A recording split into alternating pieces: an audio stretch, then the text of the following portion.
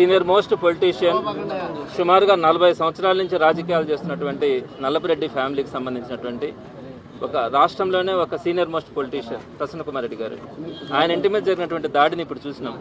అసలు మేమంతా చెప్తే ఏదో దాడి చేస్తున్నారంటే అంటే బయట నుంచి ఎవరైనా రాళ్ళు వేసి ఉంటారేమో అని అనుకుని ఇక్కడికి వచ్చి చూసిన తర్వాత ధ్వంసం చేస్తున్నారు. లోపల ఒక్క వస్తువు కూడా శుద్ధంగా ఉంచలే.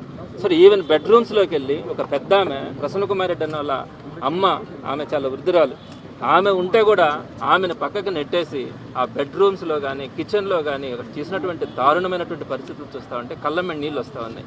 కింద చూస్తే ఆ కారును చూస్తే మనుషులు కనుకుంటే ఆ మనుషులను చంపడానికి కూడా ప్రయత్నిస్తా వాళ్ళు చేసినటువంటి దారుణమైనటువంటి ఘటన చూస్తే మాటలు కూడా రావట్లా. సో ఒకవేళ పొలిటికల్గా చూస్తే మీరు విమర్శించి ఉండొచ్చు, ఒకవేళ ఆ విమర్శలకి ప్రతి విమర్శలు చేసి ఉండొచ్చు, రాజకీయాల్లో ఇవన్నీ సహజం. కానీ మీరు ఏదన్నా మీకు తప్పు అనిపించింది మీరు మాట్లాడండి, లేదా మీకు ఇంకా కూడా అనిపించింది మీ చేతిలో చట్టాలు ఉన్నాయి కదా, రెడ్ బుక్ రాజ్యాంగం ఉంది కదా, కేసులు పెట్టే సంస్కృతి ఉంది కదా, పెట్టుకోండి. చట్టపరంగా మేము ఫైట్ చేస్తాం, కోర్టులకు వెళ్తాం. సో మేము మాట్లాడిన దాంట్లో ఎంతవరకు న్యాయం ఉంది, ఏ విధంగా ఉందని మేము ఫైట్ చేస్తాం. అదే కానీ ఈ విధంగా ఇళ్ళ మీదకి వచ్చి దాడి చేస్తే ఇందాక ఎవరు అంటా ఉన్నారు ఈ రాయలసీమ సంస్కృతి నెల్లూరుకి వచ్చింది అంటున్నారు. రాయలసీమ సంస్కృతి కాదు ఇది, బీహార్ సంస్కృతి లేకపోతే ఇంకొకటి ఎక్కడన్నా పశ్చిమ బెంగాల్ సంస్కృతి అని చెప్పాలా. ఎక్కడ కూడా ఆంధ్ర రాష్ట్రంలో కూడా ఈ విధంగా ఒక పొలిటికల్ లీడర్ మీదకి, ఇంత సీనియర్ మోస్ట్ పొలిటీషియన్ అయినటువంటి ప్రసన్న కుమార్ రెడ్డి లాంటి సీనియర్ పర్సన్ మీదకి, ఇళ్ల మీదకి ఈ విధంగా దాడి చేస్తే రేపు సామాన్యుడి పరిస్థితి ఏంటి? ఎస్పీ గారు కూడా ఒకటి గుర్తుపెట్టుకోవాలా, ఏంటి లా అండ్ ఆర్డర్ ఏమవుతా ఉంది? నెల్లూరు జిల్లా ఎలా ఉండింది ఒకప్పుడు, ఎంత ప్రశాంతంగా ఉండింది? వైఎస్ఆర్సీపీ గవర్నమెంట్లో ఎప్పుడైనా చూసినామా ఇట్లా? కాకాని గోవర్ధన్ రెడ్డి గారి మీద అక్రమ అరెస్ట్ చేసి ఈ రోజుకి 2 నెలలుగా లోపల పెట్టున్నారు. సో దాని మీద ఫైట్ చేస్తూ ఉన్నాం. మా వాళ్ళ మీద కేసులు పెడతా ఉన్నారు, మాకు సంబంధించిన వాళ్ళ ఇళ్ళని ధ్వంసం చేయడానికి చూస్తూ ఉన్నారు. సో ఇదంతా ఒక ఎత్తు అయితే, డైరెక్ట్గా ఒక ఎమ్మెల్యే క్యాండిడేట్ ఒక సీనియర్ పొలిటీషియన్ మీదకి ఈ విధంగా దాడి చేస్తే లోపలికి వెళ్ళి చూస్తే అసలు మనుషులు ఉంటే లోపల వాళ్ళని చంపేసి ఉండేవాళ్ళు.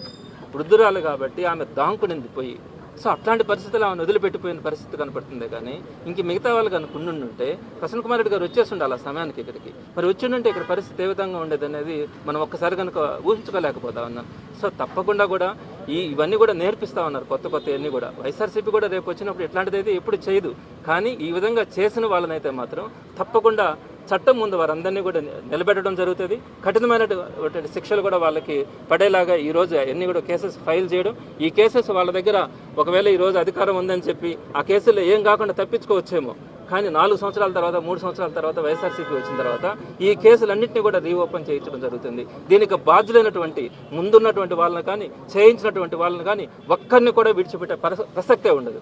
ఇప్పుడే క్యాంప్ ఆఫీస్ నుంచి కూడా అందరూ కూడా విచారించడం జరిగింది. సో ఇక్కడ ఏం జరిగింది, ఇట్లాంటి పరిస్థితులు ఎందుకు జరిగినాయి, నెల్లూరులో ఇట్లాంటి పరిస్థితి ఎప్పుడు కూడా ఉండదు అని చెప్పి వాళ్ళు కూడా ఆశ్చర్యపోతా ఉన్నారు. సో చాలా బాధపడతా ఉన్నాం. ఇట్లాంటి పరిస్థితులు రాకూడదు.